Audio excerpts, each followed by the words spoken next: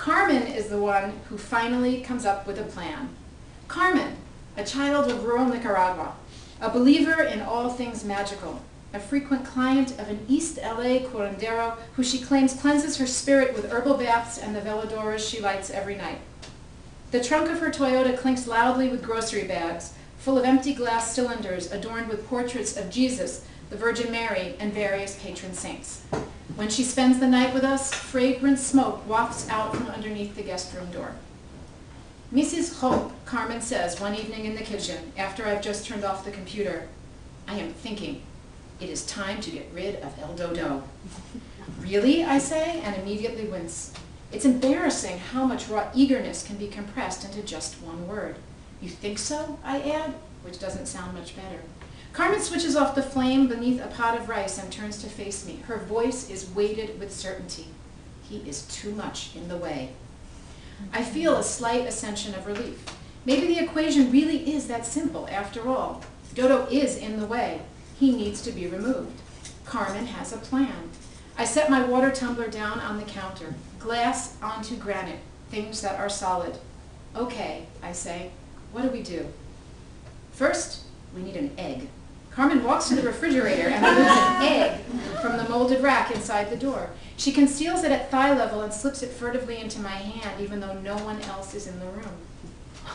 You take this egg, she says. You rub it all over Maya, up the arms and down the arms, up the legs and down the legs, like this.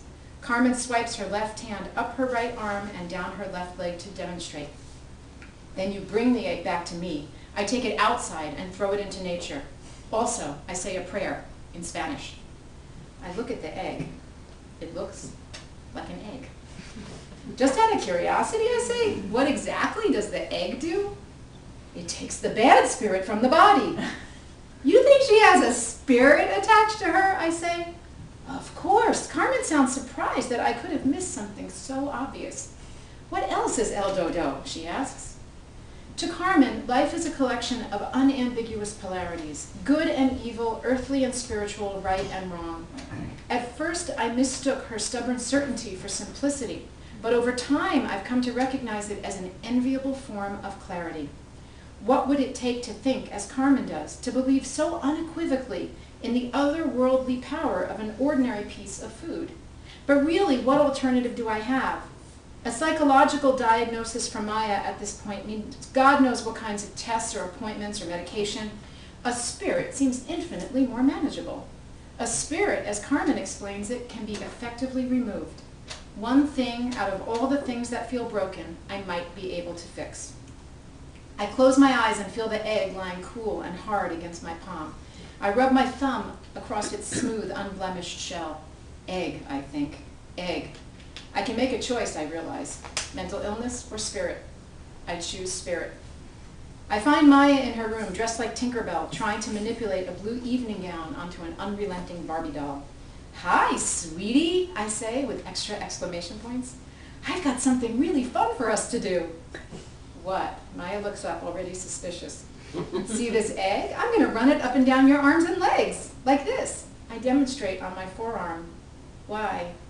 Because Carmen says so. It'll just go up and down, up and down. It feels really good. I stroke the egg against the side of Maya's thigh. She giggles. It's cold, she squeals. A brief surge of interest ignites her eyes. Okay, she agrees.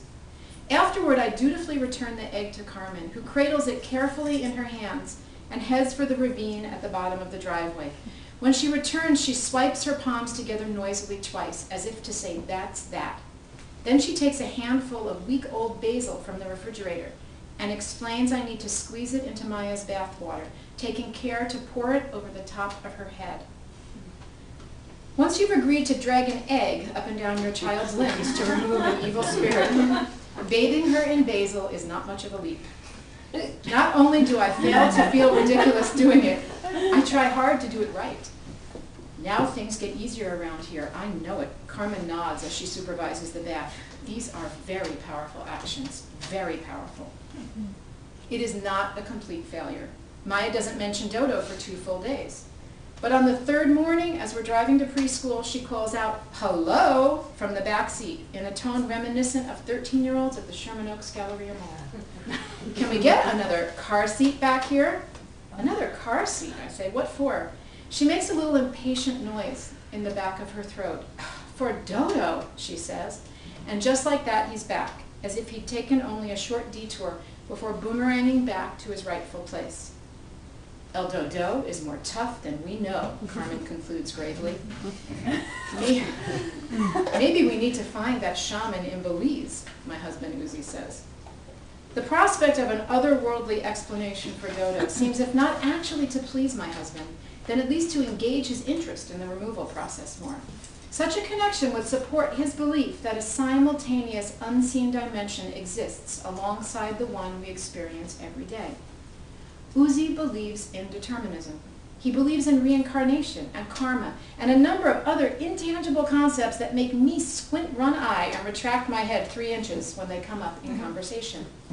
For a short time in the 1980s, I believed in such ideas, or at least tried to believe in them, until 3 years of graduate school, followed by 5 years in New York City, wrung the last of those impulses out of me. But my husband believes with a certainty, with a calm and unwavering sureness I can't poke a hole in, regardless of how hard I try. This is a way of explaining why Uzi's face, when I tell him about Carmen and the egg, registers mild bewilderment. Not because of the act itself, which he thinks was a good idea and worth trying, but because he's surprised I agreed to go along with it. He didn't think I'd be open to such ideas. Open, that's the word he uses, as in I'm not being open enough, as if I stubbornly and deliberately walk around with an aperture that's too small. I hadn't expected this when we married. I'd always thought of myself as the more susceptible partner, the one whose innumerable anxieties would make me more likely to embrace the unconventional if it offered reassurance, however fleeting that might be. But over the past few months, I've started to think of myself as the more grounded partner, the one left juggling all the practical, earthly minutiae of family life, while my husband spends what little free time he has reading books about the power of consciousness and alternative healing. It's as if I've suddenly become the capital letters in this enterprise, bold, solid, and assertive, while Uzi drifts around in italics, lovely and loopy, slightly off-center, constantly reaching for more. In late October, he befriended a group of people who call themselves pranic healers and claim an ability to clear negative energy fields. On weekends, they come over and sit around our kitchen table, drinking herbal tea and waving their hands in the air. Once when they were visiting, I had a bad case of hiccups. One of the women told me to stick a silver knife into a glass of water and drink it down.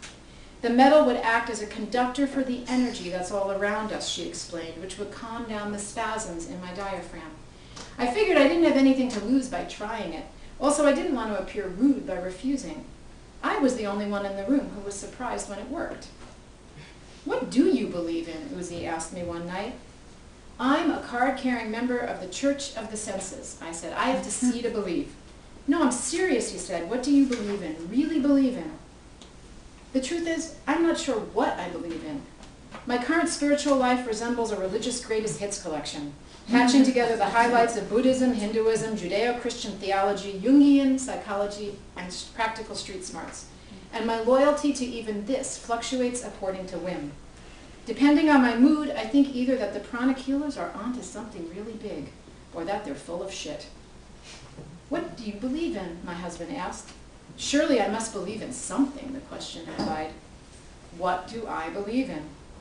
Well, I believe in the sound of a lone acoustic guitar strumming in the back of a smoky bar. I believe in the scent of night-blooming jasmine. I believe in the look of calm wonder I saw on my daughter's wet face right after she was pulled from my body and placed on my chest.